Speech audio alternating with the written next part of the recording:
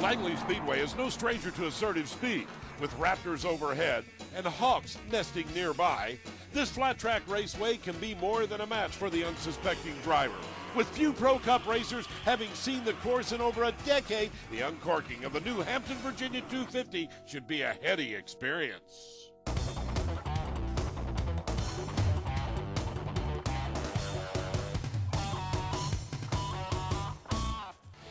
Welcome, race fans, to Hampton, Virginia and Langley Speedway, the home of the Hampton, Virginia 250. Hello again, everyone. I'm Ted Jones, joined in the booth by Gene Crane. Doc Riley's in the pit.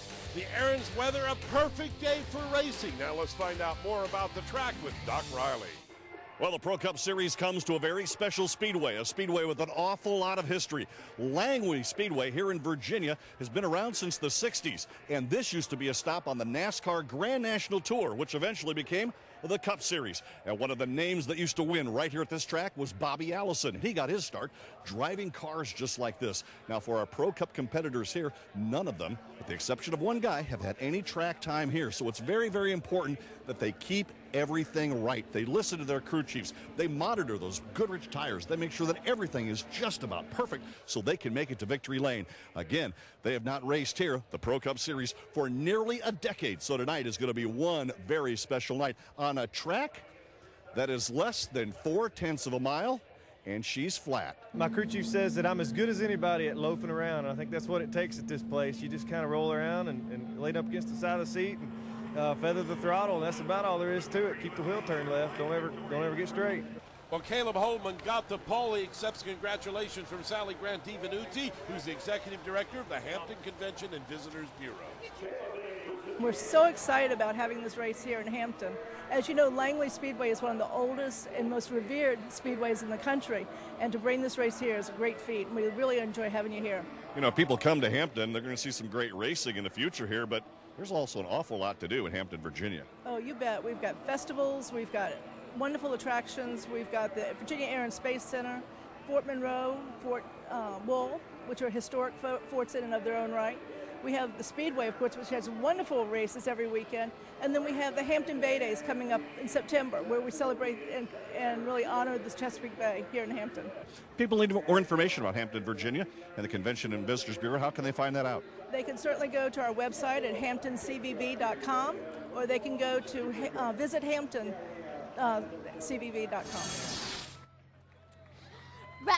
Racer, start your engines! Well, it's now time to get down to business, and Gabriel Fugere gives the command to fire the engines here for the Hampton, Virginia 250.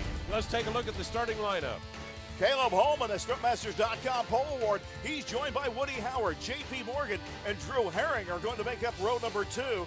Row 3 will see Clay Rogers and Brandon Ward going side by side. We move to row number 4 and Bobby Gill and Lucas Ranson, veteran and rookie in row 4. Row number 5, Derek Gale in the 22, and Billy Bigley Jr. in car number 28. Row 6 will see Tom Hessert, the open wheel racer in the 1S, and Matt Lofton in the 65. Alan Burkheiser in the 68, and John Gibson in the 13 make up row 7. Row 8 is Jeff Agnew and Brett Butler in car number 1. Row number 9, Ronnie Souders in the 75, and Danny Abel back in competition in car 6. Larry Barrett's 04 goes on the inside of row 10, and Mike Hennessy in the 7. Wally Smith will start car number 28 in the 11th row. All right, thank you very much. We're ready to go. Here is our honorary starter waving the green flag out there, and we're underway with the Hampton, Virginia 250 as you go on board immediately with Matt Lofton in the StrutMasters.com onboard camera. Well, Lofton and Bigley are going to get together in turn 2, and we're going to see a caution. We're not going to complete lap 1. Caution is displayed. See Bigley's car turned around over there in turn 2. Larry Barrett spun late into the incident, trying to avoid. So we'll go back to a complete double file restart, which Woody Howard got the jump the first time. Looks like he's going to do it again here on the restart. Yeah, we didn't even get one lap in, so we're at lap 0. And you're on board with Woody Howard, courtesy of Aaron's, and this event is being brought to you by Aaron's. Nobody beats Aaron's. Nobody. By Lucas Oil Products, official lubricants of USA Racing. And by Sunoco Race Fuels, USA Racing's fuel of choice because quality and consistency count. And by StrutMasters.com, the suspension experts. Welcome to Who's the Real Driver? I'm Michael Waltrip, and I drive the Aaron's Dream Machine. I'm David Ruderman, and I drive the Aaron's Dream Machine. I'm Ken Butler, and I drive the Aaron's Dream Machine. Everyone drives a great deal at Aaron's. No credit checks, guaranteed low price on brand new name brand merchandise, flexible payment plans. Nobody beats Aaron's. So who is the real driver? To tell the truth, we all are, except Lucky Dog. His head's too big for a helmet.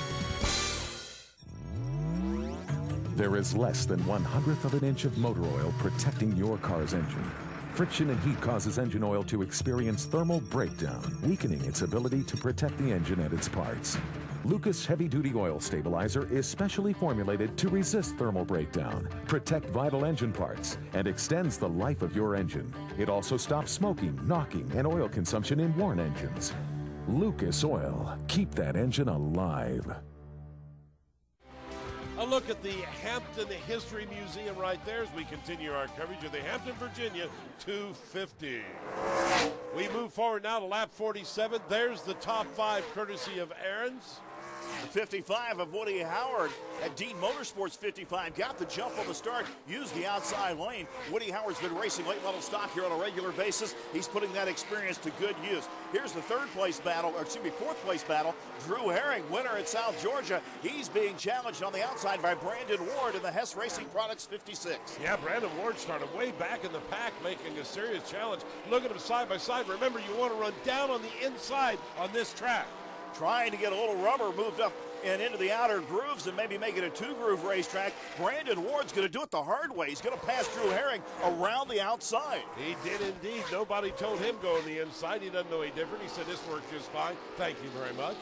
Here's the Phil Morgan Pottery 23 of J.P. Morgan and Bobby Gill doing battle. The 06 of Gill into the back of Morgan. Around goes J.P. Morgan, or does he? Slide for life. Whoa. And finally turned forward, Ted. He almost made it. He almost got hit right there in the back end. He had a little bump. That got him sideways. A little damage there on the front spoiler. On board with Bobby Gill, the Hampton CBB.com onboard camera following the 23 of Morgan into the corner. And a little bit of contact, Ted. J.P. Morgan pedaled it. Just could not save it there at the last moment. Well, at that speed, all it takes is just that one little kiss, you know. Boy, you come right around. Let's go on board right now, courtesy of Aaron's. And on lap 51, let's go into the pits and watch them from the driver's perspective in the pits. Woody Howard on pit road. There's a shot right there, the 22 of Drew Herring, last race's winner, and Bobby Gill's car on pit road. Tire change, BF Goodrich G-Force radials for the 06 of Bobby Gill. And a little helmet cam. You see just exactly what that crewman sees. Brandon Ward slipping by Gill, and major chassis adjustment for Drew Herring on the 22. So the Black's Tire and Wheel Distributors Ford getting a little bit of a change. A little bit of work on J.P. Morgan's car. The front valence on that car got damaged right as he finally spun. He got into a little bit of a gully there at the entrance of turn 4, and it created a little bit of damage on that valence. Oh, I saw that he was digging right into the asphalt. Billy Bigley Jr. will be the Aaron's lucky dog. He'll be moved around the field, or has been moved around the field, and the field in tow right now behind the Fathead Sunglasses Toyota Matrix. Let's move ahead now to lap number 54. Here's the way the top 5 are running, courtesy of Lucas Oil. The crew chief turned race car driver, the Bill Ellis Barbecue 68 of Alan Perkeiser, took over the lead with those pit stops, but look who's riding right there in second. Clay Rogers has been hounding for the lead, if not leading the event every time out this year in 2009. And they are nearly single file coming around there, at least the front 5 leaders are. But now they're running side by side later in the pack run. Oh, and as I say that, spin out. Tom Hesser, the 1 car out of Cherry Hill, New Jersey. The Cherry Hill Classic Cars #1. Hard impact. That's going to be a rear clip on the back of the 1 car for Hesser. And meanwhile, the 6 car of Abold has been black flagged. A lot of damage right there, right in the infield. Looks like he had something to do with the 1 car of Hesser getting to the outside wall. Danny Abold out of Liverpool, New York, the U-Pole U-Save Auto Parts 6 car, winner of the season opener in 2008. Meanwhile, pit stops on pit road, the CNC Boiler 54 of Rogers and others in for pit stops.